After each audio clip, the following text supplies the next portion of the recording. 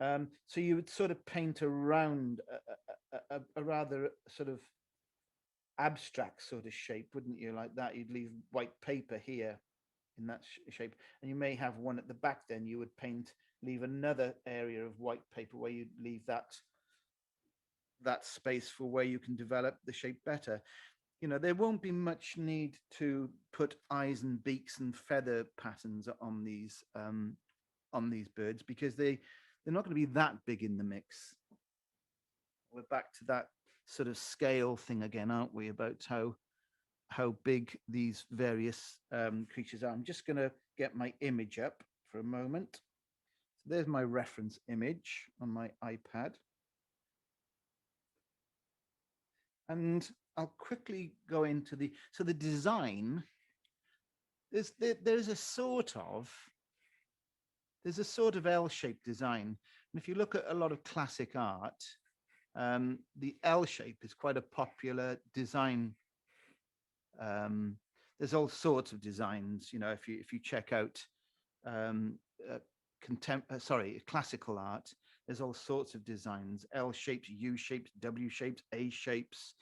Um, the alphabet comes in quite useful sometimes when you're considering design, but it's already there for you in this. There's this telegraph post or communications post, whatever you want to call it. I quite like it actually. I even like the little um, whatever this is, um, the paraphernalia, the thing that's attached to the telegraph post. I like that. There's cables coming off it. We'll worry about that. It's not really about that, but that does give us a nice vertical in the right place. And if you look at the roof of the building behind, there's the L shape, vertical of the post, horizontal of the roof of the building behind. It's good, powerful, strong design. Now, I'm now making the decision as to whether I want to take the roof as far as it goes in my photo. In my photo, the roof goes to about there, maybe a bit further, in fact. And I'm not sure that that's just a little too far for things. I might think it's slightly better balance. I don't want to stop in the middle. I don't want to stop here where that's a middle measurement. So I think I'm going to have to take it to about there.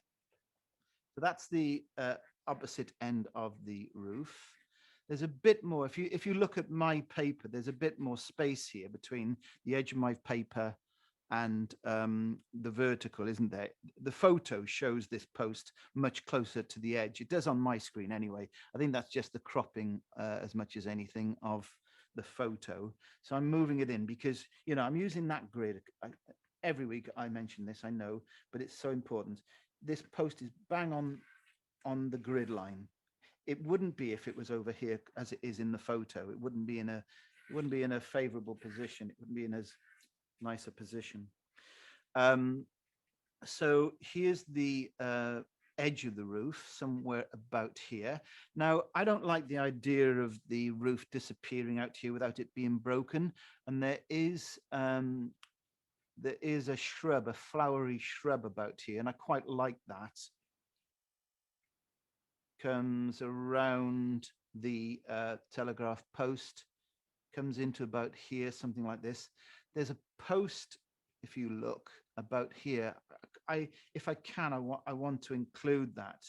So I want to make it slightly bigger and more obvious. So I'm sort of bringing in the scale a little bit closer to me. I'm suggesting that this post here is against the dark shrub, whereas in the photo it's slightly out of the darkness.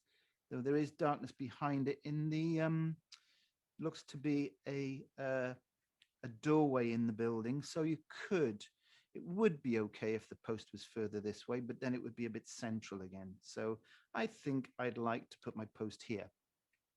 There's a lot of dark around here. Okay, a lot of dark around here. I'm going to pencil in this a bit stronger because I'm looking at my monitor screen and you probably can't see it that well. So you don't have to draw it as heavy as I am. This is purely for your benefit, folks. So there's the roof. There's where I think there's a door in the building, and I think there are further doors. I'm going to put a window in at least there. So that area there would be darkened out.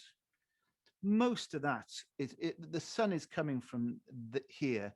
If you look at the shadows, I'm going to increase these shadows too for more to offer more dynamic, offer a more dynamic scene, because the shadows in the photo stop about here, which suggests that the sun is up here somewhere, because that's the shadow of the post.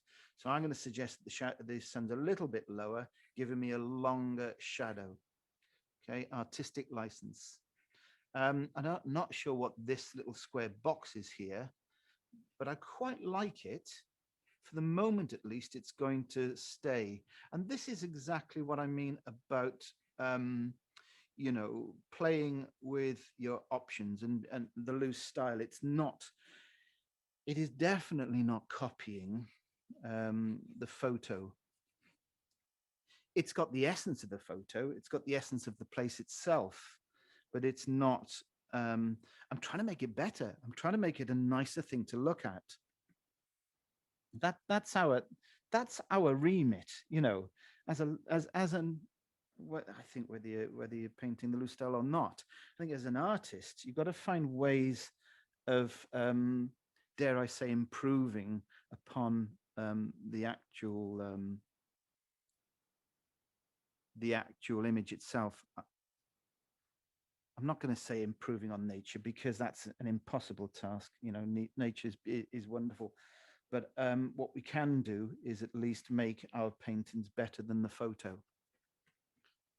So I think there's a nice shape over here, because in here, I'd like, if we can, to paint the negative shape. That you notice there's an illuminated wall about here. There's a shadow coming off it about there. That too might go out further if this shadow is longer here. That might need to come out to about there. So all of this is in shadow, okay? And I'm shading like this, but I wouldn't suggest you do this. Now there's a building here, and you know how we were tackling the figures the other week in the playing balls. We were using one reference point to measure to get the position of others. Well, if you look at this edge here at the end of this building, okay, you can see that that measurement between the top of this wall is about that much, that height there, that measurement there. And how much does it come this way? And then how high is this nearer little shack, this shed, compared to the height of this one here? So you use everything as a relative measurement. So I think it's something like this. There's the roof.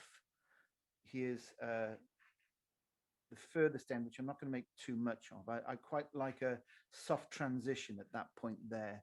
I don't want a hard edge to this little wall here. Okay, don't try not to do that.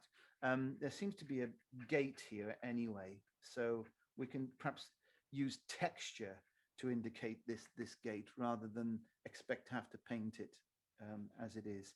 Now there's some nice directional sloping lines here, so that's going to have to follow that roof line there. So if you look at what I've produced by negative, is this area here behind. You know, if we view it as though we were looking at all the edges here, we've got this shape. You know, for a moment, forget the buildings and think about this shape behind. It's a shape in itself. What I don't like in this photo is the fact that this wood, whatever this is, this green area is too close to the height of the building. Okay, here's another thing that as an artist I would change to make it a better image. That's too close to the height of this building. It's almost, that's really boring. If we would just look at that line from the top of the building to the top of the green area, it's too close. I'm going to take this up here, the green, and say it's a bit higher, and that's going to make for a much more interesting composition and design. Okay, I can use, and I think I will, I'll use this and I'll exaggerate the height and size on this too, of the green stuff that's behind the roof. Quite like the shape of it though, it sort of teeters out about there. But that is a greater measurement in my painting than it is in the photo. So what does that leave us? It leaves us with a fantastic negative shape to the courtyard itself. Okay, and that's something like this. I'll bring this box down a bit further to here. I haven't thought about the geese yet or where they're going to go, or chickens, whatever they're going to be. So I ought to think about that now. Now, if you're going to go with me, and I'm going to suggest perhaps they are white geese, there's no point whatsoever placing a white object shape against white. And that wall over there is white. It's a pale, it's very close to white. It's probably I don't know, a pale gray. But you will not see, they will not register if you put pale on pale. So we know that this area here is going to be dark, don't we? This area around the base of the telegraph post, that's going to be dark. So really, we should place our birds in here and get the maximum effect of light against dark. Okay. So I'll put another one here. If you were to put one over in the middle of the courtyard, okay, you could give it a slightly darker color and make sure, and we'll probably do this actually, make sure it has a good shadow, because it's surprising what shadows, this is why shadows are so important. You place a pale object on a pale area, you won't see it. But if you give it a shadow, which you would expect it to have, the brain says there's something there. I can see something. It's got a shadow. Look, it's throwing a shadow, and this is one of the reasons why shadows are so important. So I'm going to perhaps place a couple of my birds about here. Not going to worry about the feet. Shadows will be important if they're outside of the existing shadow, that is. So this bird, because it's in the light, might get a shadow. But if the bird is in against dark, it probably won't get a shadow because it's in the shadow. But you will be able to show off perhaps its back and its head as though it's catching the sunshine, poking out above the shadow area. So with that said, folks, I think it's time to get some paints going. So this foreground area, it might be, my only concern is this foreground area is going to be light and warm as it is in the photo. I love the color in the photo. It's like a warm sandy color, especially over here.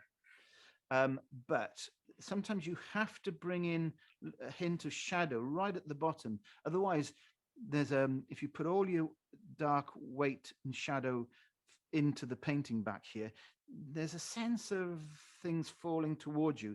And to prevent that, you sometimes have to indicate something darker right in the base, in the foreground here. So we'll deal with that when we get there. So expect me at the end to be putting something slightly dark here, which means that this area here will be a nice semi-abstract pale area of sunlight. Right, starting with a 1-inch brush, I'm going to go in with some cerulean in the sky. Cerulean with a little bit of cobalt. It doesn't really matter. You could, if you make the mistake and think, well, didn't use cerulean in the sky, I used ultramarine, it's absolutely fine. But the tonal value is important. So I don't want a really pale sky because I sort of want there to be a subtle sort of exchange of tone between the trees and the sky, not too hard. Otherwise, we'll be only thinking about what's going on up there. It'd be too much of an eye catch. Notice where I stopped with the blue. This is very wet, very wet. A lot of water, but a lot of paint as well. So because I want to warm up this lower part of the sky, and I'm picking up a little bit of raw sienna. Okay, so if you've got to be careful now, because if you push this raw sienna too far into that blue, you'll end up with a green sky. So all I want you to do, you can go over the trees with this, it's not a problem at all. So all I want you to do is just push gently into that wet edge of blue sky.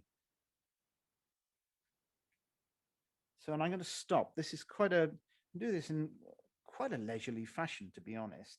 So there's that negative space behind the buildings. Look, that I'm sort of chasing around. Okay. Now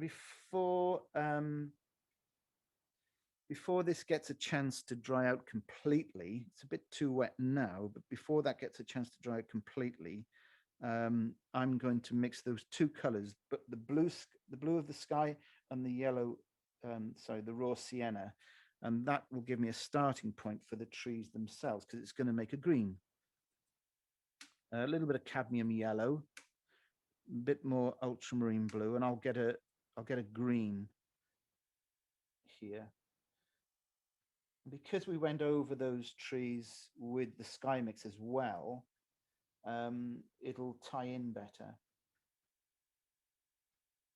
So make good this line here over this shack or whatever it is. Make that quite accurate. You can paint quite tight against that. And for the moment, there's going to be a hard edge at the back end of the roof here and the wall, but that will have to disappear later. If you think about it, this can be quite dark, these trees behind, okay? Because there'll be a darkness to the wall here of the building. So you won't see an edge. Even though they're two different colors, this will be where my left finger is here. That'll be a mid-tone green. And the building would be a sort of mid to dark tone of purpley blue gray. But if you were to squint your eyes afterwards when I do this, you'll see that because the tonal values, despite them being different colors, the tonal values of those colors are very close, are very similar. So you won't see a hard edge back here or on the roof for that matter. So let's keep slightly darkening the trees behind for a moment. So ultramarine blue again. I think just to get these trees a little bit darker, I'm going to go in again just in a moment. I'm going to change the burnt sienna, the raw sienna to burnt sienna. So what I'm going in with here is ultramarine blue and a bit of burnt sienna. And you'll see that's a little bit warm actually. Probably it'll dry out. Yeah, that might dry out to where I want it, so I'll leave it like that for the moment. A little bit more cadmium yellow around here because we did say there's a fair bit of sunshine on these trees. And up here again. So I'm really, what I'm concerning myself with is the tonal value and the temperature of this color. It's not going to be the darkest thing. It can't be the darkest thing on this painting. The darkest area on this painting is the back of this building and around here, and the shadows when they go in. So if you do go in a little bit too dark, now's the time to make amends. You just sort of take a little bit out with the paintbrush. I'll show you how I do that now in a moment. I'm just getting the color I want. I'm getting a little bit more blue in there because it's affected by the blue of the sky behind these trees, or I should say reflected light off the sky. So don't be afraid so you're creating both warmth and cools in the trees. Now I'm calling them trees. You can't see any limbs, you can't see leaves.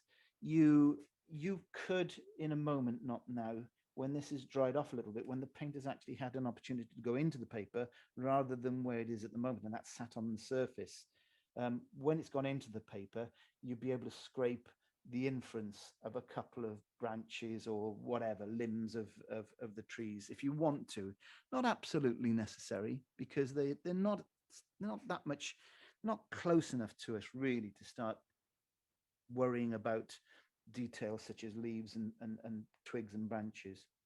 So what I was going to say is if you feel as though you've gone too dark, for instance, in my photo, and I quite like it, in my photo, there's an area here that's catching a bit of extra light. So this is what I've done here is I've taken all the water out of this flat brush. I've cleaned it and I'm doing the same again now. I'm dunking my brush in the water and squeezing out all the paint and water. And this allows me, look, with a couple of brush strokes to lift some light out of that area. The rest of it, it's only here really, and there's a nice bit of sort of slightly more yellow flavor to this area down here. Okay, now now I'm going to do a broad wash from here down. Okay, and if I can remember in a moment when things have dried off a little bit, I'll show you what I mean about scraping the odd shape into that background there. So what have we got? We've got cool, we've got warm. Okay. So it's time to go cool, I feel. It's almost like you're playing a game of chess sometimes where that's your next move or it's your only move if you're in trouble. So we go cool and pale. We go warm, slightly dark. So I think here it's time to go cool and pale again on the roof. Makes sense. After all, the roof is reflecting the cool of the sky. So let's we'll make it cool, but we'll probably use the addition of a cool red, and that would be alizarin crimson. Let me just get the same color for the moment that I've just used on the sky. Okay, so I might want to just avoid the post there because it might be nice to have a little bit of white on that post somewhere. So taper it into here. Try, if this is really wet, try not to make contact here with what you've just painted behind, because any wetness out of this brush will leach into that semi-dry paint in the background and cause cauliflowers. Having said that, I'm going to show you what it does there. I just made contact with the background trees there, just with the corner of the brush. Now that will develop into a cauliflower, and maybe that will suffice. I was talking about scraping a shape into there to make it look more like trees. Well, why don't we, on this occasion, use a little bit of cauliflower, deliberately putting a mix. What's happening is this mix in the brush is wetter than what's actually on the surface of the paper, and that's why you get those cauliflower shapes. If I were to match the thickness and consistency of the paint in the brush and apply it to the trees behind it, you'd get a mark, but it wouldn't be a cauliflower like that. That is purely down to more water in the applied delivery than was actually already on the paper itself. So, but it's useful. And here's a little trick of mine, a little something I use a lot. If I pick up a little bit of another color like yellow, doesn't matter what yellow, lemon yellow, cadmium yellow, which is on our list, and drop those into the cauliflowers, you get a fantastic effect of just a natural organic shrub-like looking effect that you'd never get by trying to paint with a tiny brush, by copying, sort of things with a tiny brush. Right, so we've got the cool. We've got cool, warm, cool. Let's pick up that little bit of alizarin crimson and say that this slightly closer part of the roof here, very weak. This is hardly, I'll show you on my palette just how weak that little bit of alizarin crimson was. Just touched into my well of color there, and that's a very weak bit of alizarin crimson.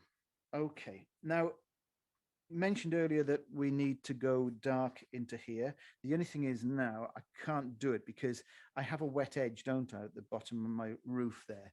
So unless I were to speed dry it, which I don't want to do, I've got other things I can be painting, we'll leave that roof and I'll come back to it when it's dry. That'll allow me to put a darker shape on the wall of the building, of the barn. So what I can do, so I look elsewhere for what I can do.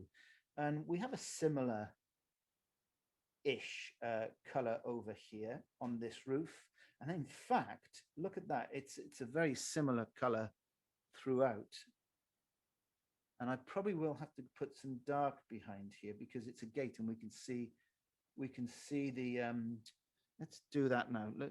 This is a bit of a special technique. I'll go back to this color I was using and feed it above here. That's sort of ultramarine blue and burnt sienna, wasn't it? So if I remember rightly. So load it up just at the top then with the handle of the brush. Look, I'll just indicate that those are the slats through the gate so we can see the background. About there, something like that. But back to this pale stone grey wall. So back to the sky color again. Now I may have to be a bit careful here. If I said I wanted a bird on the ground just about here, sort of painting, leaving a little bit of an area where I can do that.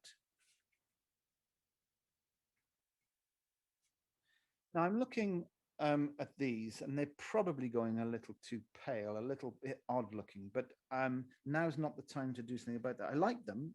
That's not I don't see that as a mistake, but I see it as something that will probably need a glaze over it later, which we'll do. Now you can go into this area. I'm just sort of dry brushing it for the moment to give myself an idea. Did say that there was probably a bird about here. So I'll paint round it. I know I'm going to go much darker. I remember our post. There was a post here. So that's what catches us out a lot, isn't it? Sorry, I got bits of my paintbrush handle coming off here. That's what catches us out a lot, is forgetting what we've drawn. And you know, I've said in my packs many a time, when you're making your own drawings, make them yours. They're for you to understand, nobody else. You're the person who's going to be putting the paint on afterwards. So so remember what you did and what you thought at the time. Remember there was a post there. Okay, so deliberately left a little bit of white on top of this wall. It's not there in reality, but I like it. It shows that there is something running horizontally back there. If I just lost it, if I painted out that little bit of white paper, it would be very difficult then to show that there was a different shape running back at us. Okay, right. I feel as though this area of the courtyard could just get the same color as the sky for a moment. Something like this. Dry brush. You know, my brush is just running out of paint. I didn't reload it because I knew that if I rather than reload it, if I did a quick sweep of the brush, I'd get this broken effect here. So I think that's, yeah, because this area will be warmed up. This area will be warmed up a fair bit. What else can I do? This in the photograph, this box, whatever it is, it might be an animal feed thing, but it doesn't really have a color. It's slightly warm. That might work because I'll use a little bit of raw sienna and alizarin crimson. It'll give it a sort of slightly peachy color. But please, you know, just because I've made it a sort of peachy color doesn't mean to say yours has to. I would say this though, if you're to show that there is a shape here, it can't be the same tonal value and color as what's going to happen behind it.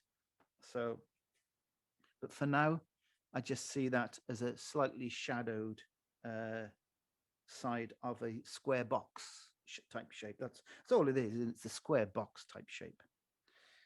Right, now is the time to put down this wash brush. So I've made all my big shapes with a little inference towards other things, but no more than an inference. So let's put that big brush down a second. I want to make sure that when I get to this, I'm just going to pick up a small brush in a minute. Sorry, I've got a problem with my brush handle shedding its paint. There we are. Okay, So I'm going to turn down to a size 6 round brush and start indicating some detail. So ultramarine blue, burnt sienna. So let me just show you again. I'll just use a little bit of credit card to make a mini mix. I'm picking up ultramarine blue from my well. This is how we get the dry brush mix. Um, we don't pick up water; it's just pure paint. Okay. And then we pick up a bit of burnt sienna, mix it together more or less. Not you don't have to mix that thoroughly. It's better if you don't. I'll use this like a mini palette. So where will I go with this? Well, we know for a fact that areas of that edge of that roof seem to be receiving or showing, sorry, a fair bit of darkness. So there was a doorway here, which we can darken out later. Could put a slightly darker side down the side of this post, edge down the side of this post. Need a bit more warmth in this. So just added a bit more burnt sienna to that little glue mix. Very hit and miss. You know, you travel from the top of that post to the bottom, not in a solid line. It's broken. There's a bit there, there's a break, there's a bit down the bottom there. Then there's probably a bird in front of the bottom of that post anyway, if things go the way I want them to go. They don't always. That's I haven't used that sort of analogy thing for a long time, but painting the loose style is a bit like that trip to think of it like a trip that you make in your car on a regular basis. But only trouble is every time you do that trip that you thought you knew so well, there suddenly appears another roundabout out of nowhere overnight. And you just deal with it. You just sort of say, well, I want my painting to go like this. But if something is thrown into it that could throw me, you just embrace it, just take it on and say, oh, it's all right then. Okay, I wanted that to be a dark edge. It's not going to be, at least it's not at this point. So move on, do other things. It's when we start thinking we can control our watercolor paintings to that degree, we've got to stop, take ourselves aside and have a word with ourselves and say, that's not how it works. Let things happen. They're usually the best things too. They're usually the best things. The bits that afterwards you think, do you know, I thought that was awful at the time. It looked like a terrible mistake, but I didn't fuss with it. I left it. And when you do that and have the courage and the confidence to allow things to do what they want to do, that's when you start seeing your work really take off. Now, that post in my photo doesn't come down much lower than the edge of the roof of the building behind.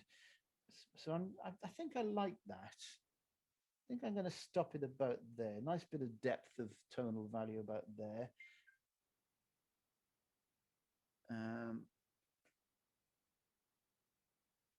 Right. Just heard my phone ping. Hope everybody's still on board. So there's that, whatever it is, junction box or whatever it is, electricity thing. Where else can I go with this? I could just outline the edge of the top of this box. Very dry brush again, very staccato, hit and miss. And when you're doing the dry brush, you've got to get the balance right between, sometimes it needs to be more miss than hit, and other times it needs to be more hit than miss. Line work is so important. I'm just going to hint a little bit across the top of the building up here, and I'm going to show the angle of this roof in places, just one or two lines like this, not so much down here because that's things don't show up so much further away. So mainly back here, some lines on the roof.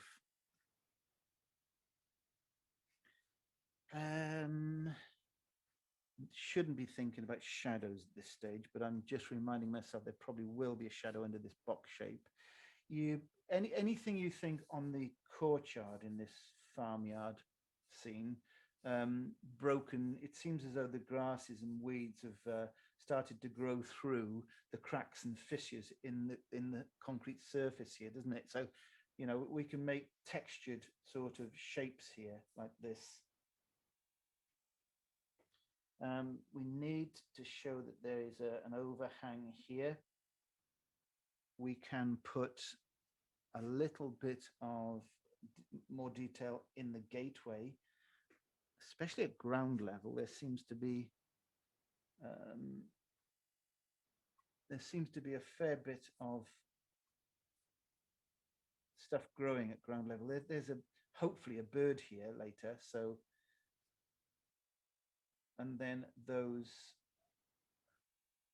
I'm risking this. I don't.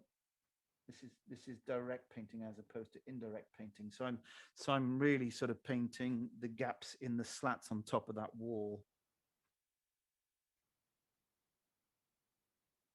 A few verticals, few horizontals, maybe a little bit of texture on this pale wall. Maybe the same for this. This wall here will probably have a shadow. You can see quite a heavy shadow from the overhang there on the photo. So that will be done when we get other things going. So there'll be a shadow side perhaps over here.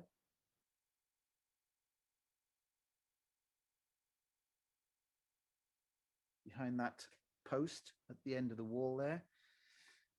There's obviously something growing like weeds up here, but I be a bit careful with that. So can I do anything a little more blocky, a little bigger? I've just concentrated mostly there on the smaller line work, but I'm sort of reloading this little puddle with a bit more water, lots of paint, but I'm just moving away slightly from the glue mix that I had a moment ago. I'm still using a lot of paint, but this time with more water.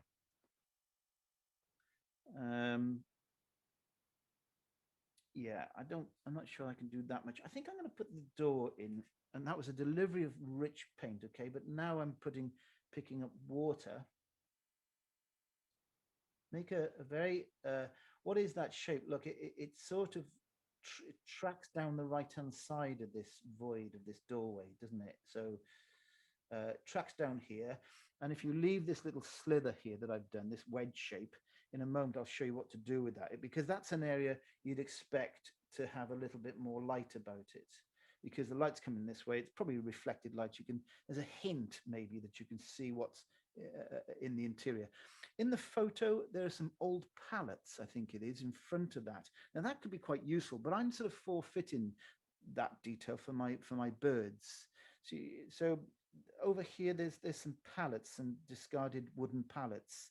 But as I say, I'm sort of going to be, there's going to be a bird in front there in my painting. So yeah, sorry, here.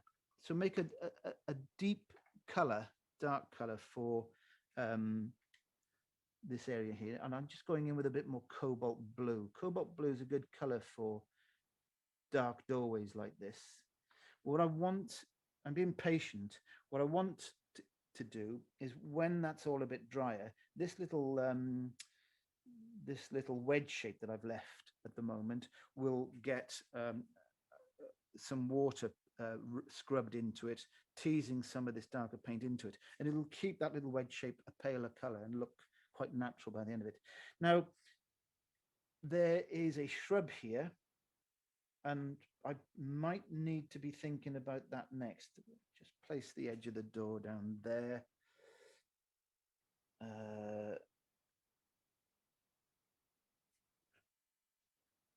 Sort of telling myself where the edges of things are here. There's going to be the shrub up here, somewhere like this, so I may lose some of that edge of the roof anyway. And up here might lose some of that roof. I'll go around my post when I'm putting this shrub in. Try not to go over the post or the bird area that's going to be.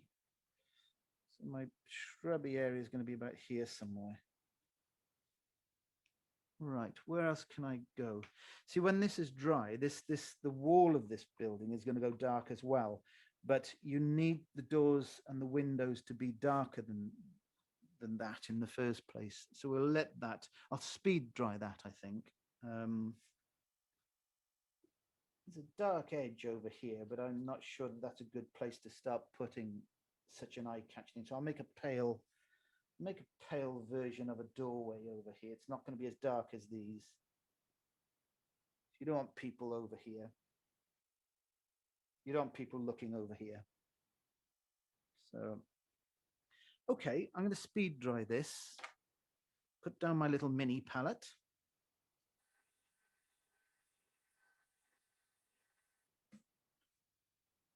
Okay, now's the time, really, when I start thinking about our birds, um, the dark areas, the darkest areas and the lightest areas.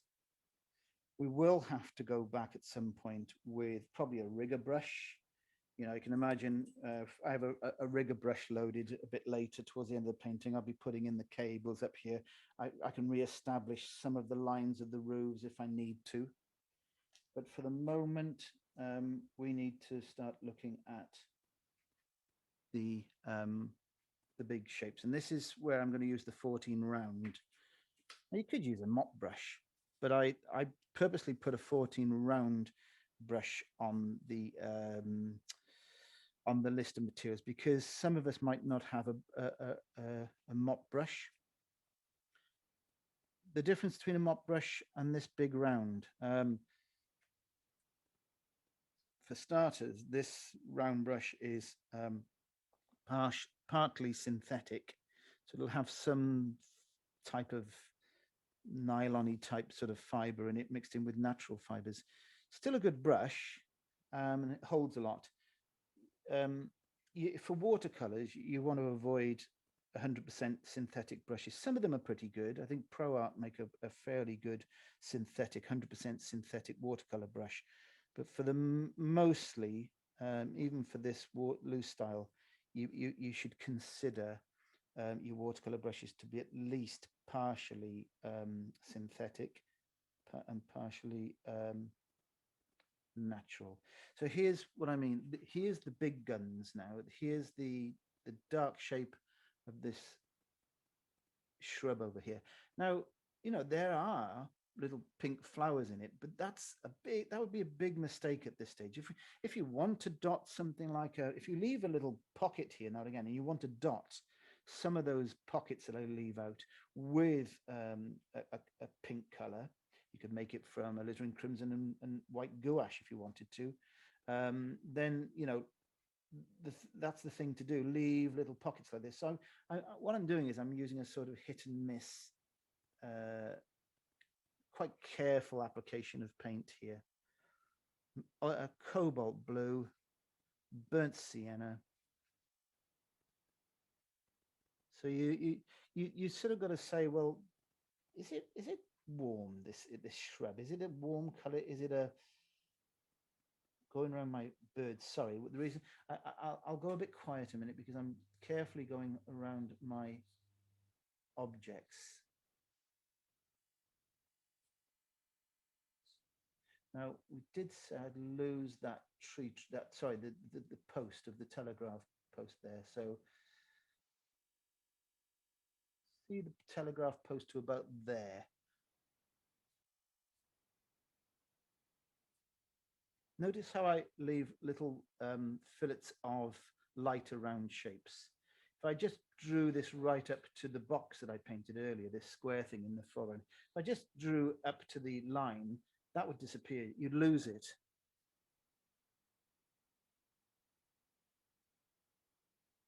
There's the base of my, you can't, at the bottom here, because of the limitations of a photograph, you can't see what's going on in here. We must assume that it's partly wall and partly shrub. It's just a dark area.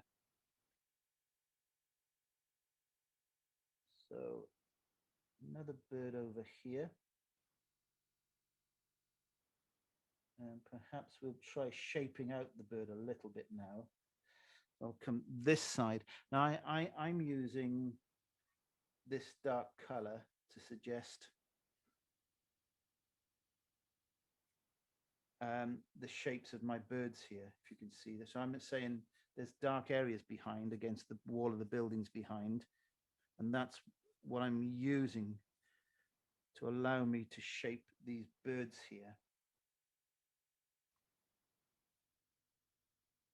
And they don't look anything, you know, they don't even resemble birds at the moment.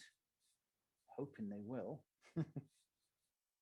We said there would be a shadow coming out here, didn't we? One off the bird itself, one off this post. So I'm using a lot of cobalt blue in this. This is basically cobalt blue and burnt sienna, okay?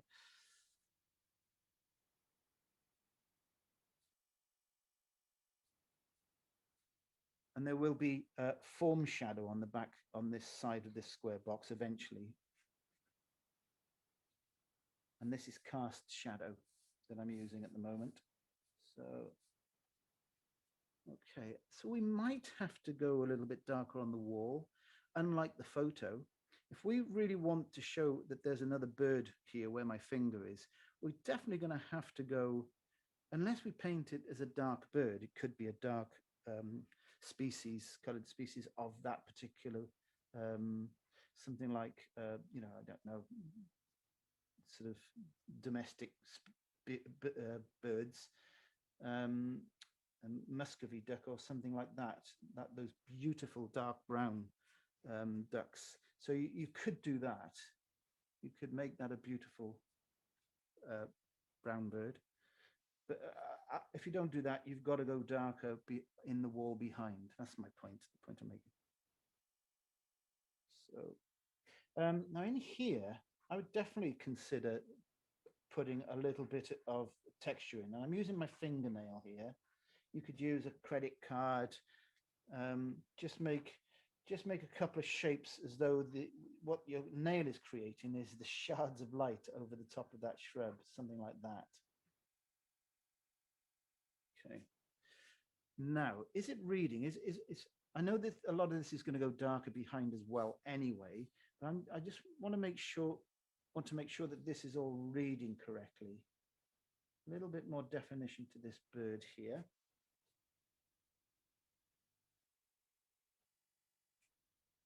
I think when that goes in, which it can now, remember I'm going back to the little wedge shape in the door. If I take that down to where it should be now, a slightly darker color, then that bird's head will pop out better. About there.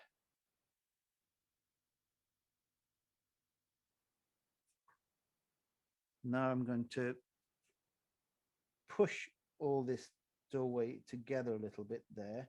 Probably add a bit more dark to it. In here.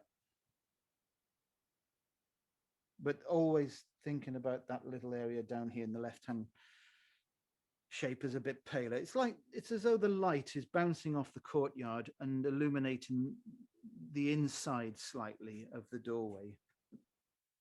Okay. Now I think it's time to address. So I'm going to leave the birds as possibly one of the last things I tackle to make right, to pop out. Yeah, okay. So I'm going to speed dry this again because it's very wet, and then we'll look at putting the shadow on. So I'm going to mix up ultramarine blue, a little bit of alizarin crimson, go for the flat brush again. So I'm just going to clean off this flat brush just in case there's any of the previous color mixes still in it. And this is where we really create the drama. This is where it all happens. This is when the shadow goes on, you start shaping your composition. You start designing. Okay. So ultramarine blue. And I'm using ultramarine blue because it's a sunny day. It was a sunny day. I want the when you know when you're dealing with warm source light, the shadows are cool. Now, that's a rule of thumb too. I've seen it. You know, it can depend on what works sometimes best for the painting. It's good to have rules and to know what should be, but at the same time, um, you should always be ready to forfeit the rules if it means you get a better painting from it. Okay, so there's a huge. I'll show you just how big this mix is. Look how big that shadow mix is. You could get your Wellington boots on and paddle in that. So here's, if you're nervous about shadows, here's the thing, okay? I have a piece of tissue in the other hand, and I'll try a little hit somewhere where it doesn't matter, okay? If it goes wrong, I don't like it, you can just take it off, but you must be quick about that. You can't hang about. So, because you won't always get the shadow mix strength right the first time. I wonder how many shadow mixes I've made over the years, and I can still get it wrong, trust me. But my goal is this. You know where you can start because you know for a fact that this wall here is shadowed, okay? And we know that there's a shadow perhaps over here, and this is cheeky. This is how I can get that bird to stand out. There's the shadow coming across there, and that little space there can be my bird over there. Now, I like to leave there's another bird here, sorry. I like to leave a little bit of light sometimes on the return edge of a doorway like that. Another bird there. Perhaps this underside of this nearer bird is in shadow. So I'll just shadow him, partially shadow that bird like this. This is in shadow, this box that we put in earlier. This will all be in shadow. Let's not get carried away and lose our post. Still looks like a post at the moment. This, you can put a bit of shadow over the shrub here in the foreground, and definitely shadow here. Now, here's the thing. The roof has got no shadow on it. It would be a bit weird. I mean, given that there's lots of trees around here, we must assume, well, I know for a fact, my memory serves me well, there were shadows back here. So I think it would make for a much better painting too if we were to say there's trees over here, they're throwing shadows, leave a little slither of light over the, perhaps over the top of some of that nearer shrub for a moment. But the shadow would travel diagonal like this because that's a diagonal shape in the roof. So I think we'll leave it something like that. I'll just tease out a little bit of that. Put a little bit of warmth. I like to put a little bit of warmth in some areas of my shadows. So just pick up a bit of burnt sienna.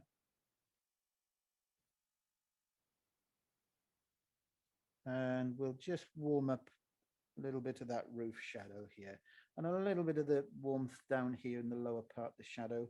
It's always nice, you know, we mentioned earlier about cool light, warm shadows, warm light, cool shadows. But when you're putting on anything of one temperature, it's always nice to break it up a little bit with its opposite. So a lot of cool with a little hint of this warmth in it in places. Okay, where else now? We're still on the job of the shadow. And I'm going to say that there's shadow on this side of this gate because there's an upright there. You'd expect there to be some form shadow, cast shadow across its ground, cast shadow again around here.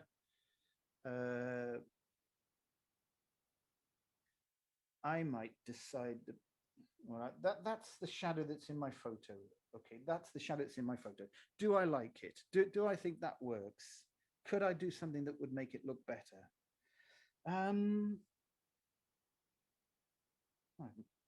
Try that into the doorway.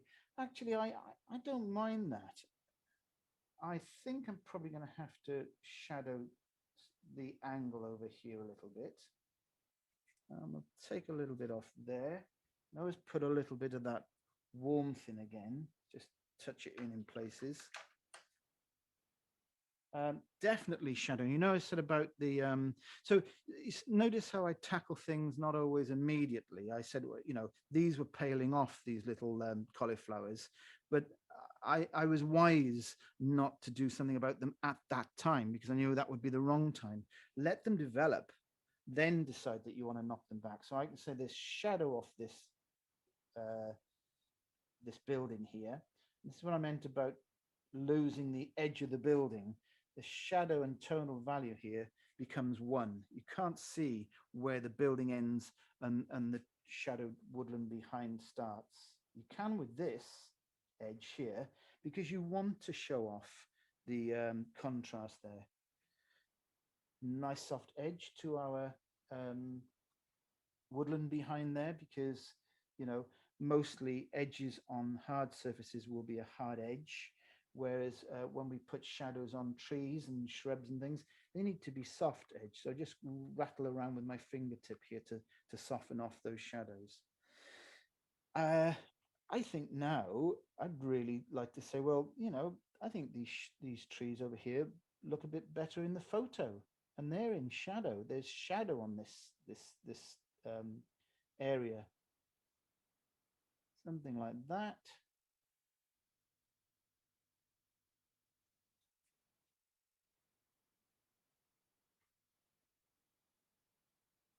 So it's this is where it becomes a case of making everything cohesive, of making it all, you know, making it work basically. Okay, now I'm going to warm up this foreground here. And I've got to say, I may have overlooked that. You know, perhaps that should have been warmed up before. That might have benefited for being warmed up with a wash. And I'm sort of toying with the idea now. Do I want to warm it up now? Quite like it is. It's got a nice dynamic. So it might be an oversight that's paid dividends. Uh, so what I'm going to do is I've got this shadow wash still on the go. I think I'm going to leave that pale because by if I did put a warm, I'd pick up something like burnt sienna to go through there. And what that would do is it would change the tonal value. It wouldn't have the dynamic anymore. It would take the value closer to the darks behind it and what's going to be in front of it now. So I think that's a good mistake. I think, you know, well done for having a hopeless uh, memory or whatever.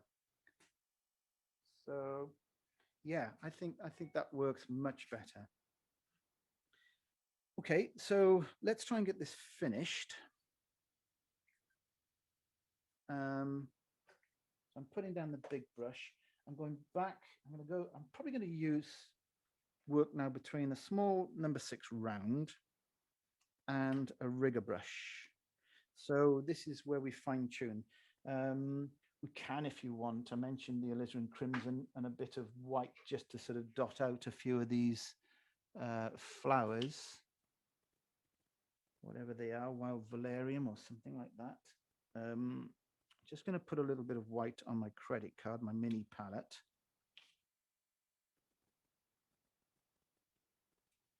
A little bit of alizarin crimson. Could put it, but I know it's not on the list, folks. But this is typical of a, you know, you never know where the loose star's going to take you. But I'd just put in a little bit of cadmium red, cadmium yellow, and we could just dot out a couple. This is potentially is where things could tighten up, so be very careful. I'm going to spatter them on rather than paint them on. With a little bit more of a yellowy mix, put a little bit of the yellow on top of that, and that's it. If I do more than that, maybe a bit of white in a moment, just pure white. But if I fiddle with that sort of thing, because I think, oh, there's some beautiful wild valerium growing off the wall here. You know, wouldn't it be nice to include that? There, you're allowing the brain to, you're allowing the naughty stuff to sort of dictate. So if I want some white over that, I will. No, excuse me. I'm just going to pick up the rigger brush for a moment, and I'm going to probably do a bit of this is going to call for inventing some bits and pieces. Let's get a better white. That one's dried out a bit. So I might put in things that I would expect to be in a farmyard. There's always strings and ropes and bits and paraphernalia hanging off walls, and maybe just a little bit of white up there somewhere, into here, into there. Obviously, the darker the area, the better this white's going to pop out.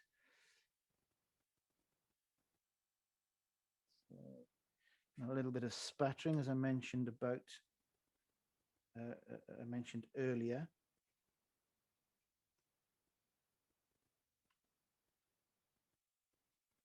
Now back to a little bit more line work, I think, with Ultramarine Blue. I'm very nearly at the end of this painting.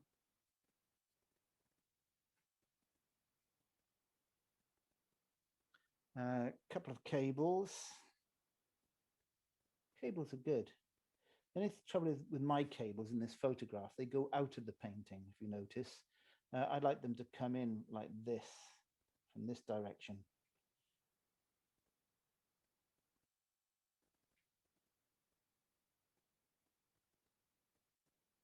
So a little bit more paraphernalia around here. Some slightly darker stuff on the roof by here because it's catching the light. A little bit more edge in places.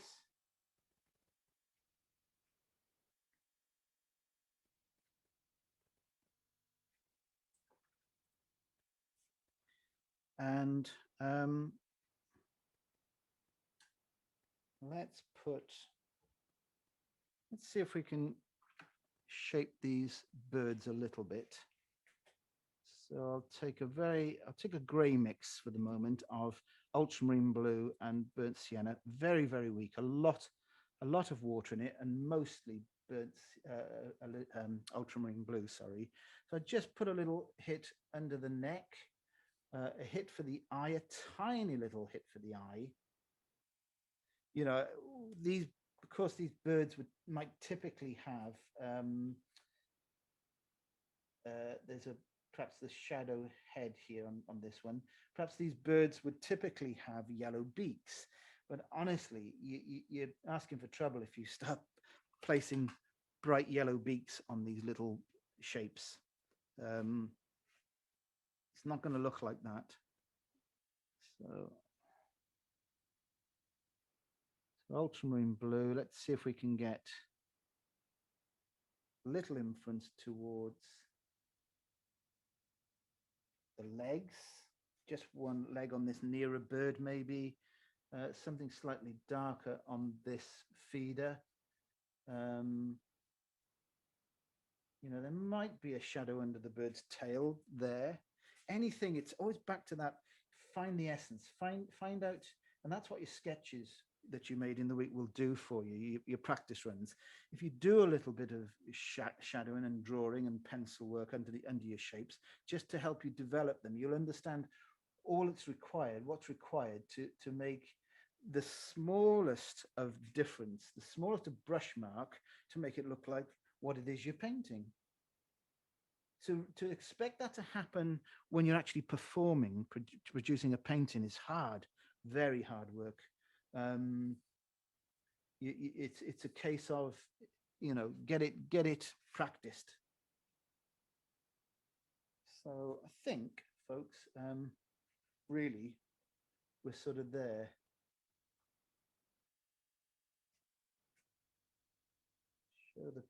Go around the back of that bird a little bit over there.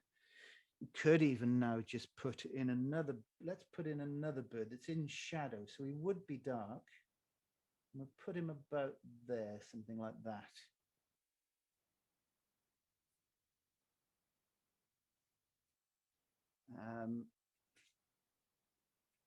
Yeah, okay. Too much white up here. You'd expect there to be more sky poking through here. So just dull that down a little bit. You can probably see it, quite a heavy pencil mark line around my trees, but that was for the purpose so that you could see it. When this is dry, I would definitely consider erasing those lines. I'm just putting the tops back on these paintings. So let's have a look at this painting with the mount around it.